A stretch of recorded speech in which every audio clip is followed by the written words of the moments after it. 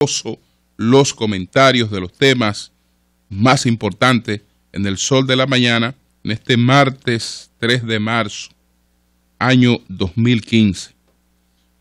Buenos días a todo el equipo del Sol de la Mañana, María Elena Núñez, Víctor Gómez Casanova, Eury Cabral, José La Luz, Melton Pineda, Don Amaury Saibar, nuestros distinguidos colegas de 5 a 7 de la mañana, Ayuri Rodríguez, Humberto Paniagua, Andrés Martínez, Álvaro Camaño.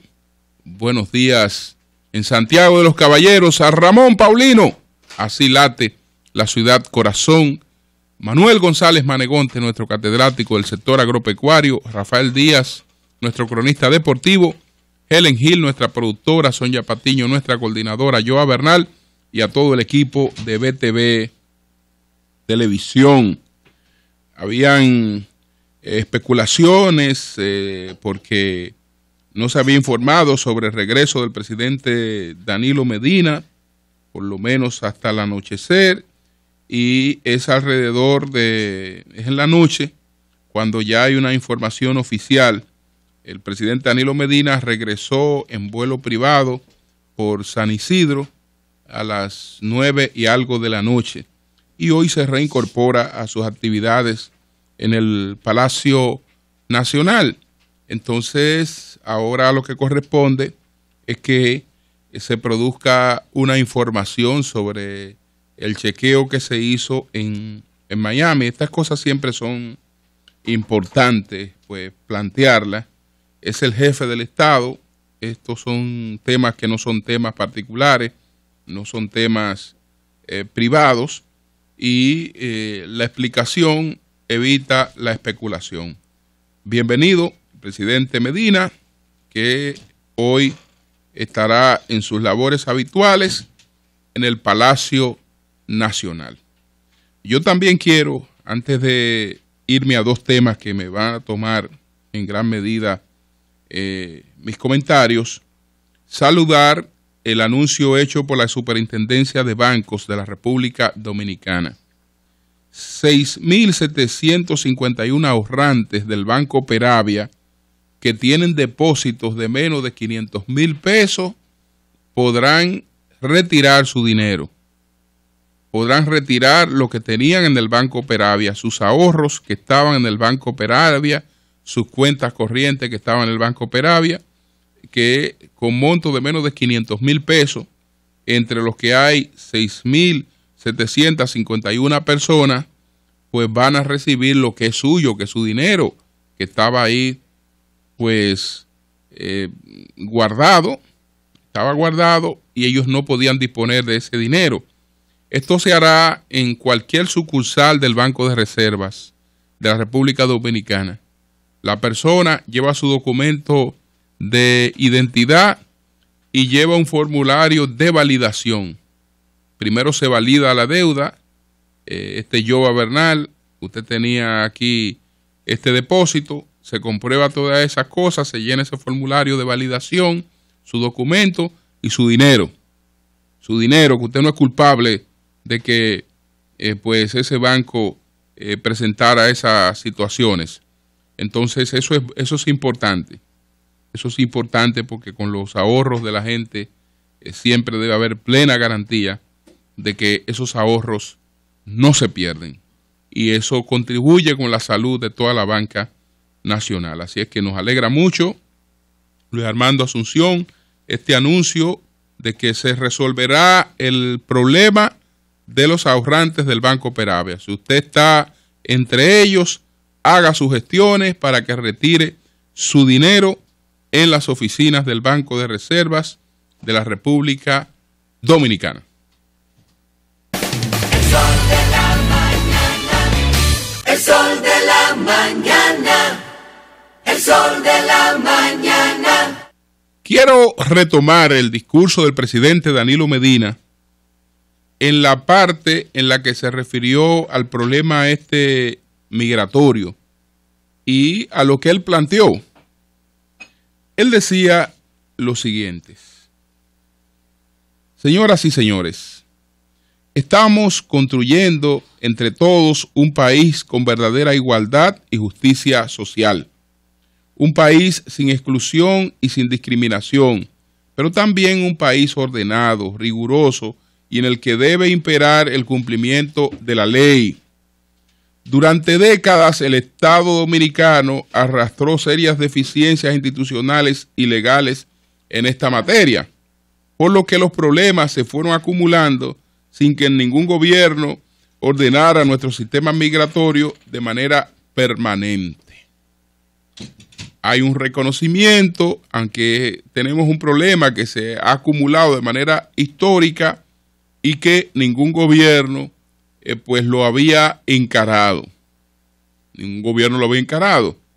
Que mucha gente entiende que el problema migratorio se lo inventó el Tribunal Constitucional y que el Tribunal Constitucional fue que le echó ese problema al gobierno de Danilo.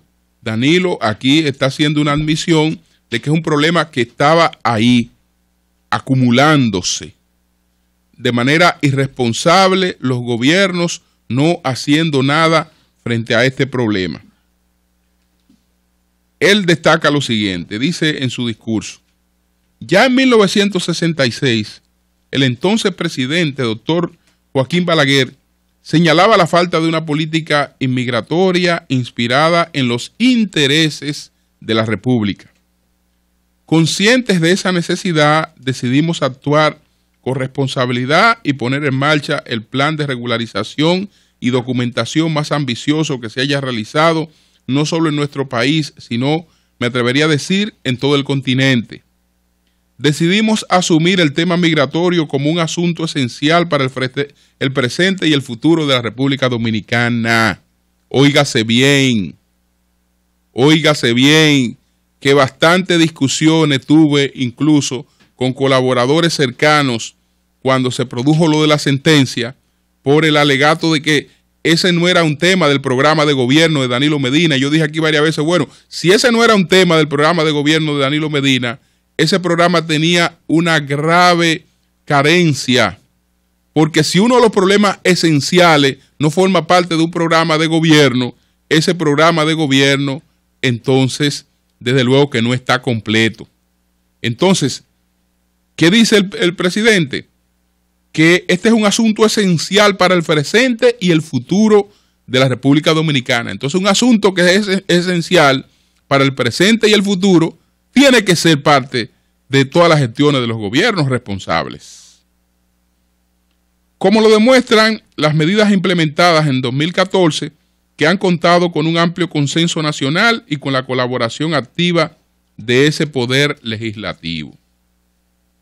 Entonces ya el presidente pasa a los tópicos que produjeron los mayores aplausos en su discurso. En primer lugar, la puesta en vigencia del Plan Nacional de Regularización de Extranjeros en Situación Migratoria Irregular, contenido como mandato desde el año 2004 en la Ley General de Migración, pero no oficializado hasta noviembre del 2013. Al día de hoy, más de 150,000 personas han iniciado su proceso de regularización, de los cuales más de 40,000 se ha comprobado que sus papeles están en orden y cumplen con todos los requisitos, y pronto serán dotados con el tipo de documento que le corresponda. En segundo lugar, la Ley 169/14, que establece un régimen especial para personas nacidas en el territorio nacional, inscritas irregularmente en el registro civil dominicano y sobre naturalización. Esta iniciativa, concebida tras un minucioso proceso de consulta con todos los sectores sociales del país, recibió el apoyo unánime del Congreso Nacional y tiene dos objetivos claros.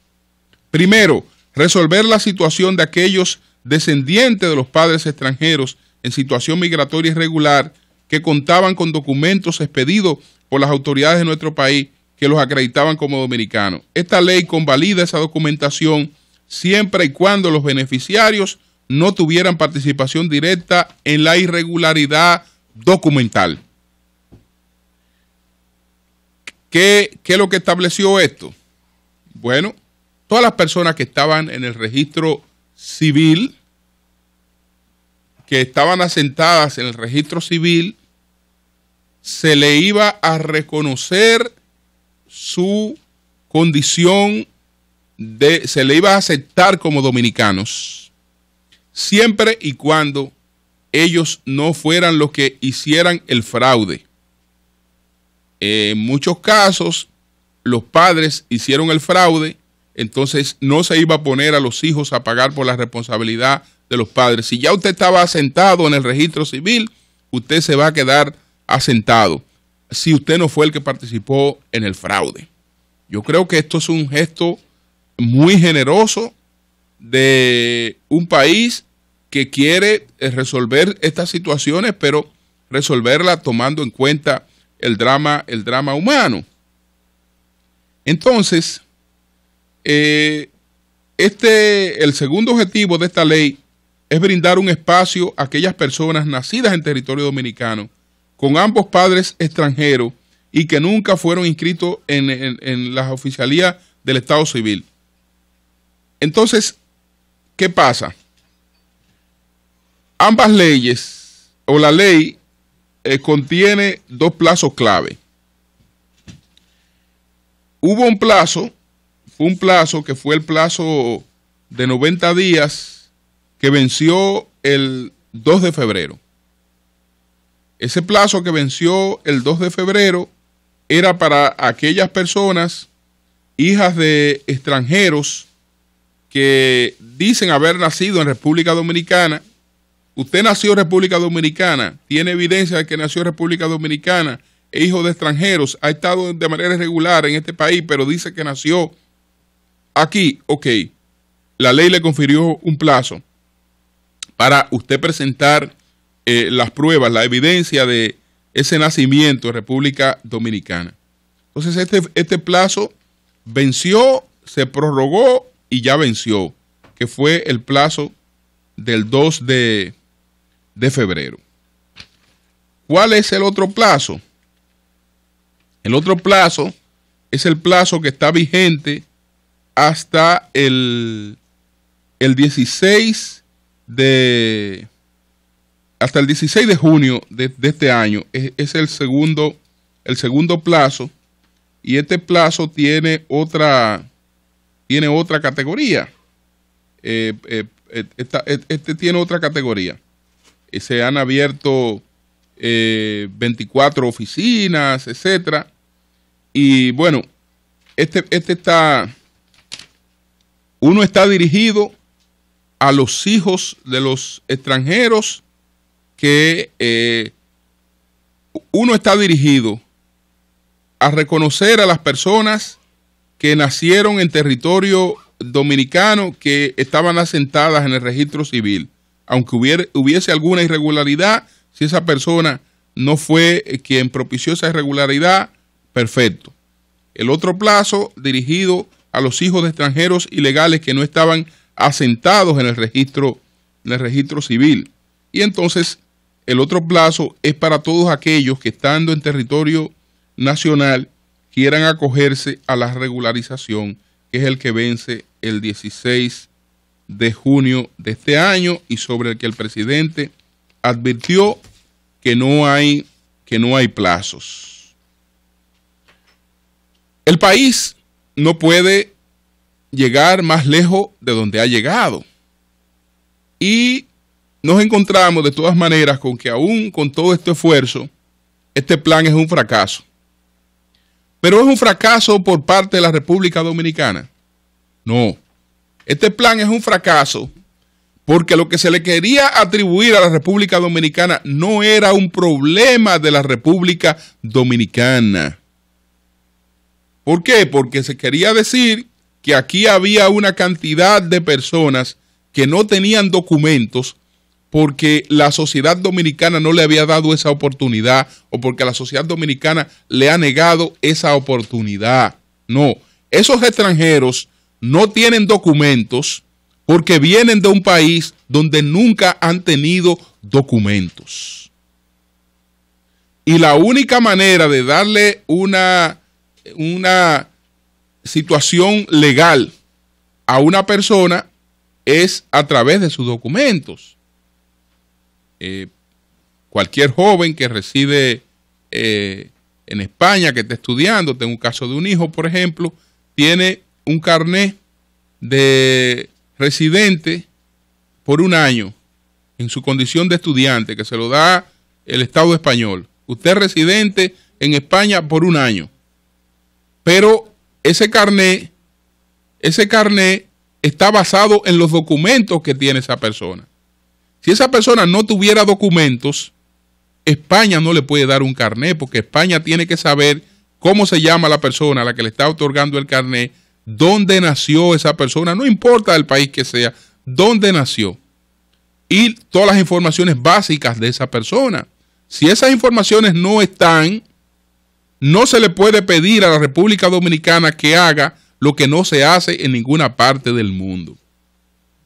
¿Qué tiene que hacer las Naciones Unidas? ¿Qué tiene que hacer la comunidad internacional? Bueno, invéntense lo que sea con Haití.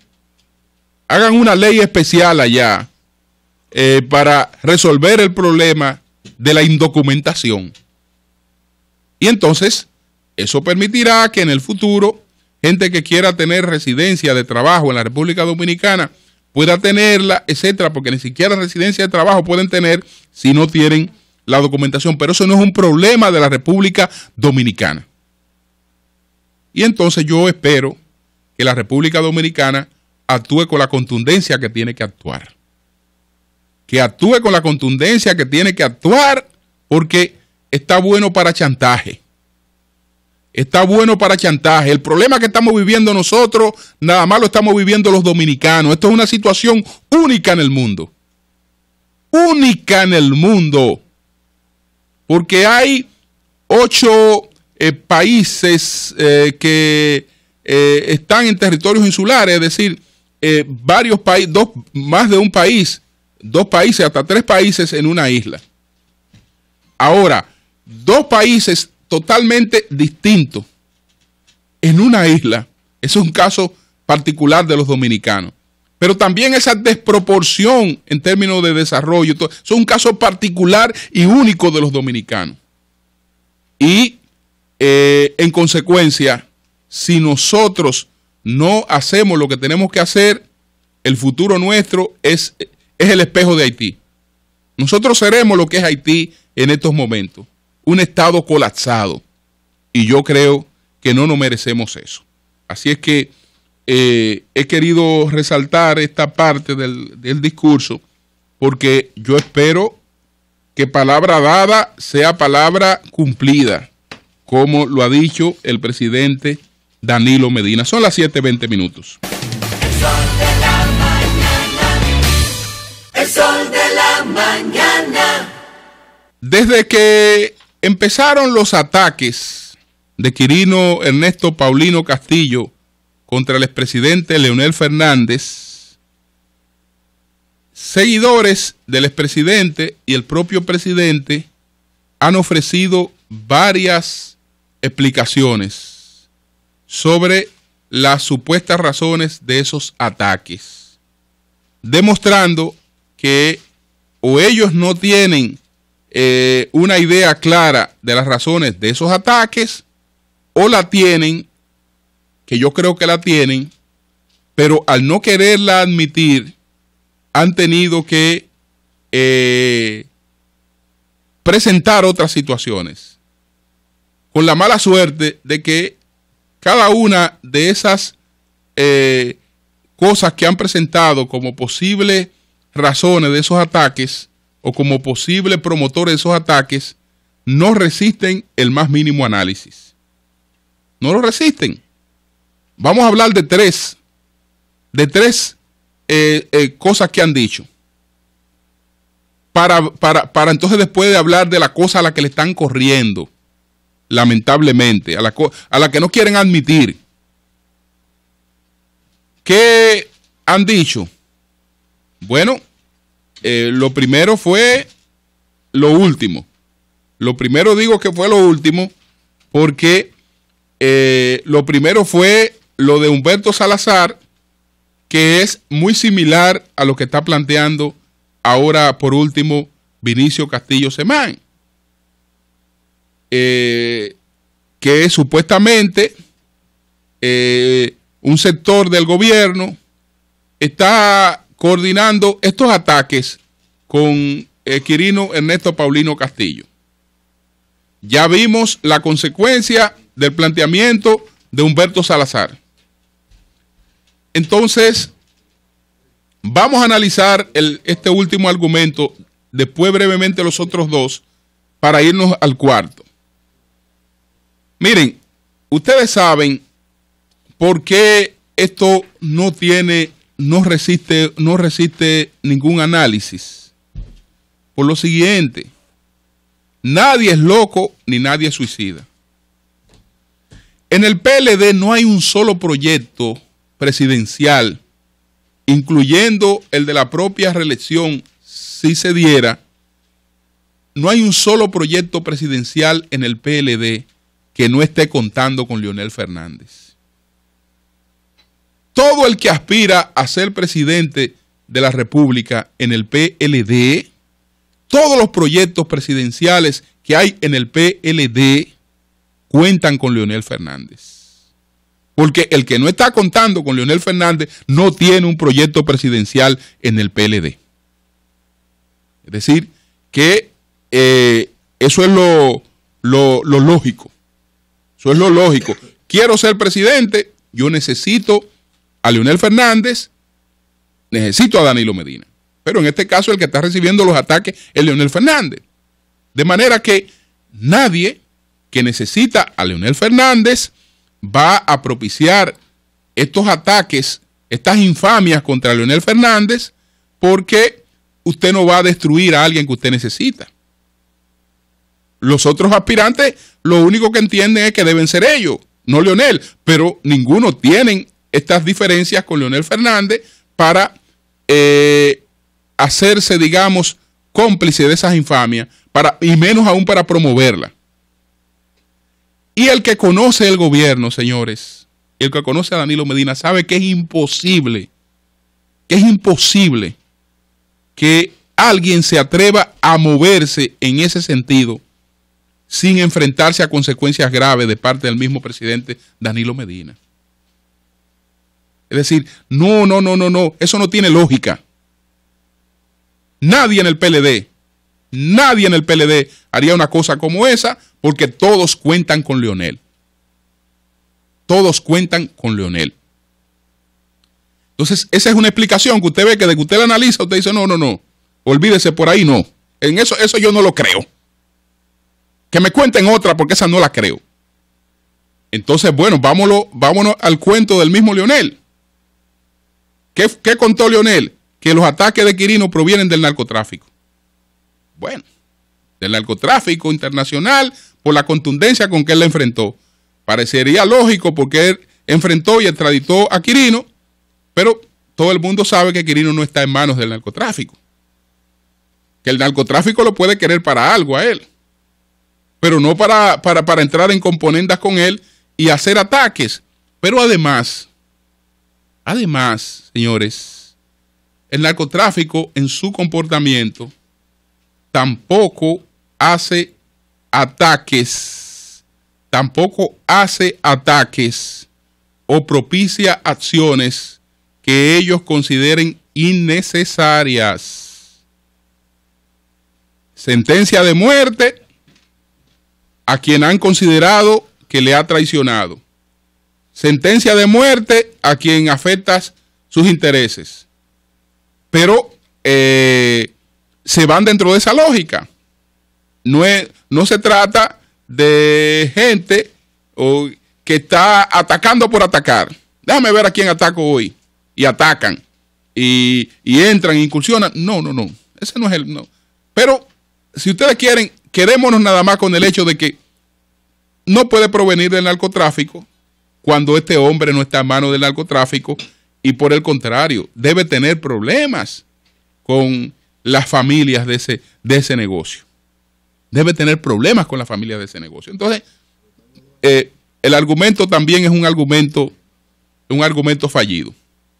El otro argumento, que fue el primero, lo han esgrimido de vez en cuando, pero tampoco tiene mucha fuerza. Bueno, esto es el PPH. Esto es Hipólito Mejía y los enemigos del PLD que quieren dividir al PLD. Y como este hombre en sus ataques ha estado eximiendo a Hipólito Mejía, no estaba atacando a Hipólito Mejía, es evidente que él se está coordinando entonces con sectores de Hipólito Mejía. Pero difícilmente Hipólito Mejía tenga en estos momentos el poder y la influencia para mover todo lo que se ha movido alrededor de este señor. Entonces ustedes saben por qué ya le he explicado tres cosas que no tienen lógica, que no resisten el menor análisis. ¿Por qué? Porque el verdadero, el que está más cerca de elementos que pueden ser verosímiles, entonces tiene una grave inconveniencia política y no la quieren admitir. No quieren admitir que detrás de estos ataques hay sectores que yo he denominado sectores Made in USA. Ah, no, pero esto políticamente no es conveniente. No es conveniente plantearlo porque entonces ya estaríamos planteando que hay una candidatura presidencial que tiene una objeción fáctica que es determinante. Entonces, políticamente no conviene plantear eso.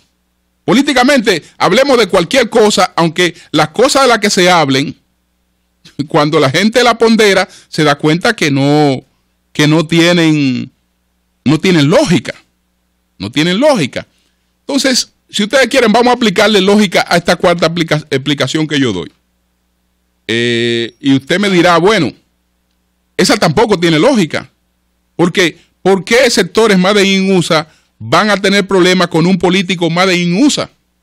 Con un político que ha estado al servicio Made in USA. ¿Por qué van a tener dificultades con él? Bueno, porque la han tenido, con todos los políticos Made in USA la han tenido. Y han tenido dificultades con políticos más Made in USA que él. Y la han tenido.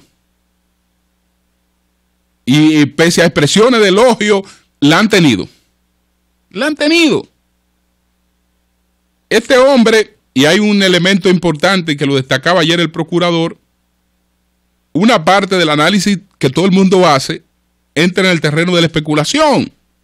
¿Por qué entra en el terreno de la especulación? Por lo que decía el procurador, las negociaciones de este hombre con la justicia de Estados Unidos son secretas. Ellos no nos han dado a conocer a nosotros cuál es el acuerdo que tienen con él. Eso lo admitía el procurador en el día de ayer. Pero el procurador sabe que ese hombre tiene un acuerdo. Ese hombre tiene un acuerdo. ¿Usted no quiere creer que ese hombre tiene un acuerdo con Estados Unidos? Ah, entonces él le tocaban 20 años. Y como él le cayó gracioso, le dijeron no son 20 años, 10. Y es más, los 9 ya tú estás suelto, tú tienes casi un año suelto. Tú estás suelto, tú no tienes problema con nosotros. Y reclama tus riquezas. Es decir, ¿por qué? Porque él le cayó bien. Porque él no llegó a ningún tipo de entendimiento con ellos. Eso fue porque le cayó bien, que le quitaron 10 años de la costilla. A gente que no tiene amigos ni enemigos, sino solamente intereses. Intereses. Ah, bueno, es probable, y eso es una cuestión que se está indagando, si este hombre estaba, como creemos mucho, bajo un programa de protección de testigos en la segunda modalidad, que es mucho más flexible que la conocida, tal vez, y esa es una sugerencia, hacía una consulta con una persona ayer y por escrito me envió una serie de reflexiones, que esta persona haya renunciado. Que esta persona haya renunciado porque parte del contrato tiene un renglón que es voluntario. Que esta persona no se adapta a vivir con los recursos en la parte más flexible, creo que son, decía yo ayer que son $62,000 al año, más la posibilidad de un trabajo que se lo propicie el Estado o lo busca la misma persona. Esta persona, entendiendo que tiene riquezas para vivir de otra forma, aunque enfrenta riesgo y enfrenta peligro, ha dicho, yo me la juego. Yo me la juego y yo trato de protegerme yo mismo, pero yo renuncio a esta parte. Entonces, ¿quién sabe? Repito, decía Domínguez Brito ayer, esa parte desconocida. Ahí no sabemos qué exactamente cuál fue el acuerdo que esta persona alcanzó con Estados Unidos. Y la otra posibilidad, que también es una explicación que hemos ofrecido.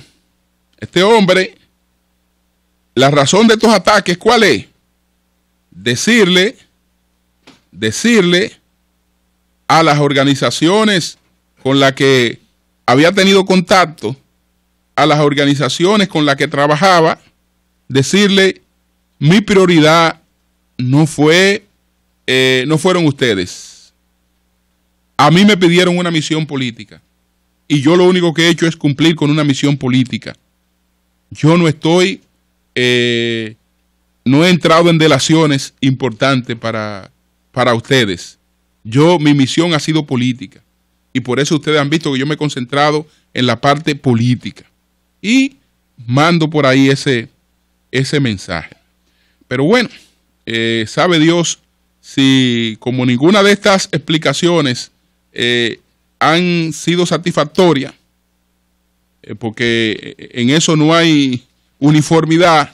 Sí, seguiremos escuchando cuantas otras más se ocurran plantear para correrle a la verdadera, porque la verdadera, esa da miedo. Cambio y fuera.